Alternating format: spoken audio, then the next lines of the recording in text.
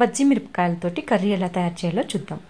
నేను 2 కలర్స్ మిరపకాయలు తీసుకున్నాను. గ్రీన్ ఒకటి, రెడ్ కలర్ ఒకటి.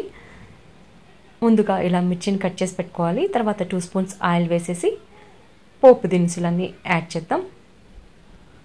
చూడడానికి చాలా కలర్ఫుల్గా ఉంది కదా, అందుకని 2 కలర్స్ తీసుకున్నాను. నాకు ఇవి చూడంగానే కొనేయాలనిపించింది, అంత బాగున్నాయి. మిరపకాయలు అయితే ఫ్రెష్గా ఉన్నాయి.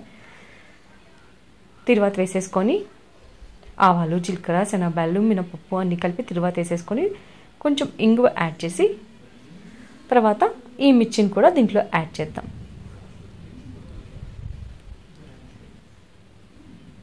బాగా కలిపెట్టేసి దీని మీద మూత పెట్టి కాసేపు ఉడకనివ్వండి.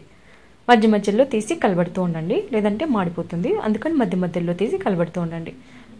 మసాలా కోసం 2 స్పూన్ల నువ్వులు, 1 స్పూన్ కారం, కొంచెం పచ్చి కొబ్బరి, కొన్ని వేసిన పప్పు, 1 పిడికెడు పుట్నాల పప్పు, ఇవన్నీ కలిపి మనం మిక్సీ పట్టుకుందాం. వేసిన పప్పుని వేగించి పెట్టుకోవాలి. ఇవి మిక్సీ పట్టుకొని మెత్తగా పొడి చేసుకోవాలి. ఈ మిర్చి బాగా వేగాక ఈ పొడిని మనం దీంట్లో యాడ్ చేసేసి 1 మినిట్ కలిపేసి ఆపేయచ్చు. సరిపడినంత ఉప్పు యాడ్ చేయండి. చాలా టేస్టీగా ఉంటుంది ఈ కర్రీ. ఒకసారి ట్రై చేసి చూడండి.